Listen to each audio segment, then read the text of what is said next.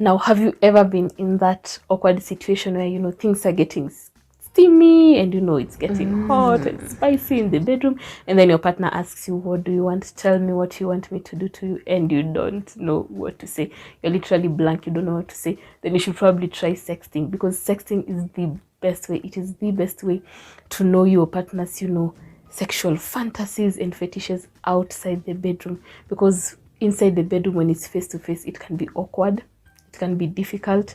It can be, a bit scary. You can be shy about it, especially if the relationship is new and you're not on that level. So today it will be all about sexting. But obviously, before we begin, the drill. If you love my content, if you feel my content, if you're into my content and you like me to produce more such content, kindly let me know by clicking on the subscription button and hitting the notification bell so that you'll be notified every time I upload something new.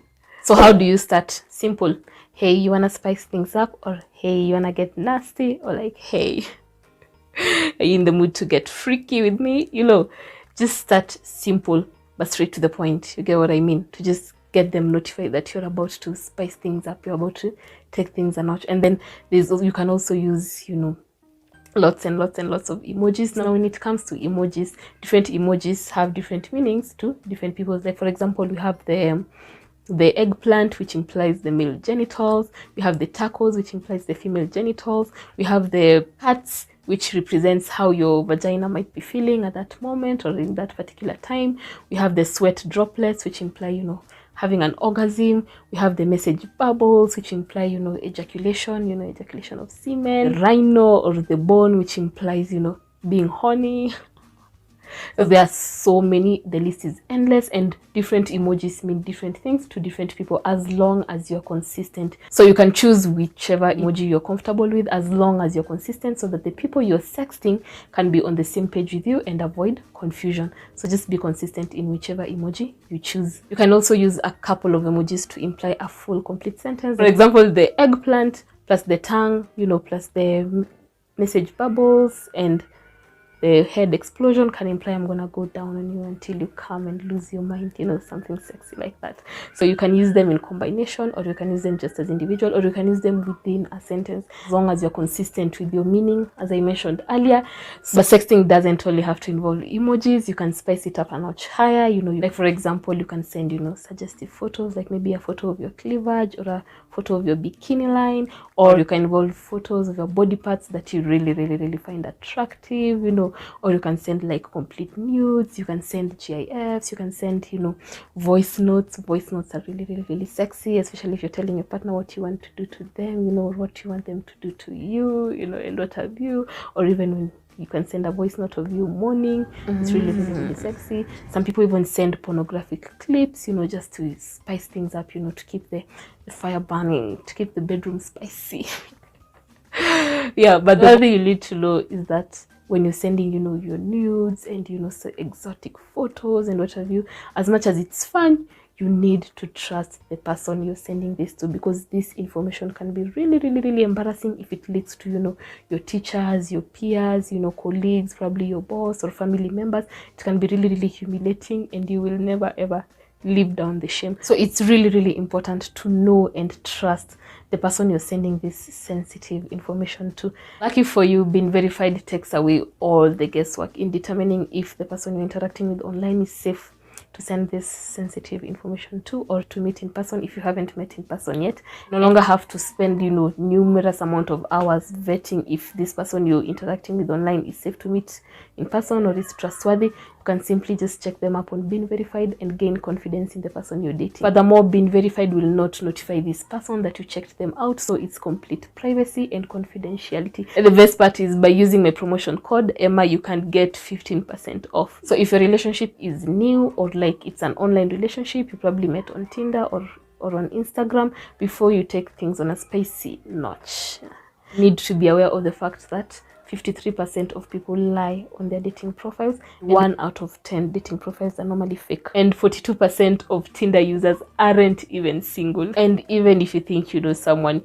your partner may be hiding details of their life, such as, drug charges, DUIs, financial red flags that could seriously complicate your future together. So it's simple. You can just put, you know, their name and their state, or even just their email address if you just have their email address, and being verified will scan through millions of records and give you results in seconds. It doesn't stop there. Being verified continuously monitors these dates so that you're notified if anything changes. Like for me, finances are really important. So for me, being verified keeps me updated. If the financial status of my partner changes, I can't be notified.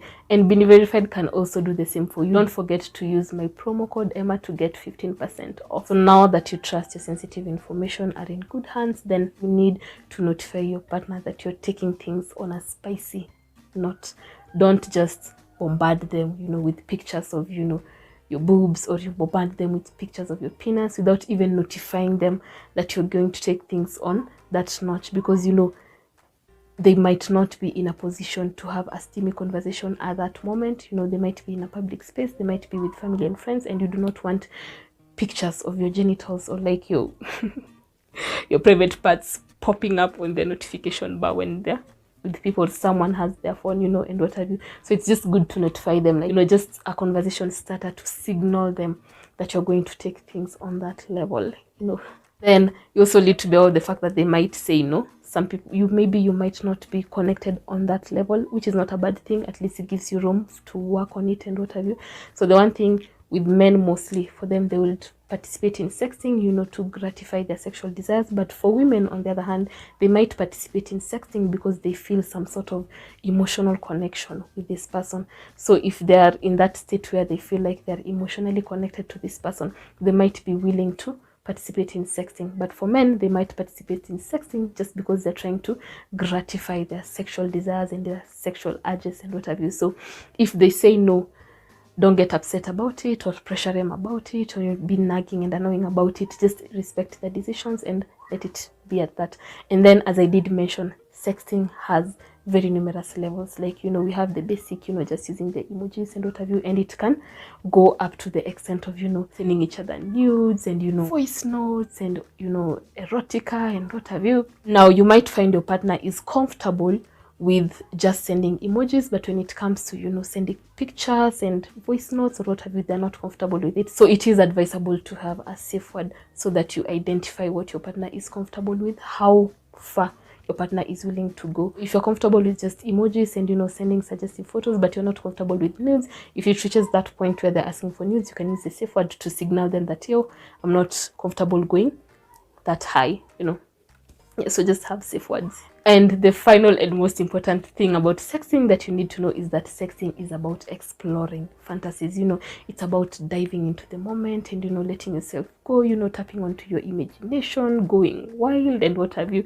So just because I say I'm going to put you in 7 positions in 70 minutes doesn't mean I will actually do it when we meet. So don't give me a hard time about it if I don't do it when we meet. It's just about exploring fantasies and, you know, being in the moment. And out of this, you might pick a thing or two. Like, for example, when you're texting, if I'm always telling you, like, you know, go down on me, you know, like, you know, I want your tongue in my V, you know, it's giving you a hint that I probably love oral. So when we are together, you can try oral. But if I tell you I'm going to twist my tongue like a cobra, don't give me a hard time when we meet and then I'm not able to do that. So it can help you pick a thing or two about what your partner loves, and it can help you in terms of dirty talking. You know, it can help you build intimacies in terms of doing what they like when that moment reaches. But it should primarily be about exploring your imagination. So don't be shy about telling your partner what you'll do to them, even if you won't be able to necessarily do it when you meet in person. But just go wild with it, go have fun and just explore and enjoy.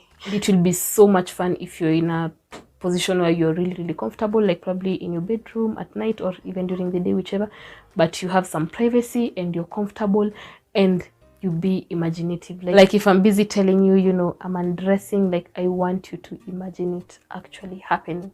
Like, don't be thinking about other things, because you won't be in the moment and you won't enjoy yourself. It's all about imagination. It's all about being in the moment. So if I tell you, you know, I'm removing my panties, I want you to imagine me removing my panties and get a hard on out of that. Don't be imagining other things, thinking about football or what have you. Be in the moment, be present. That's the only way you'll enjoy sexting. Okay, so that's it for today. I had an amazing time. I hope you did too.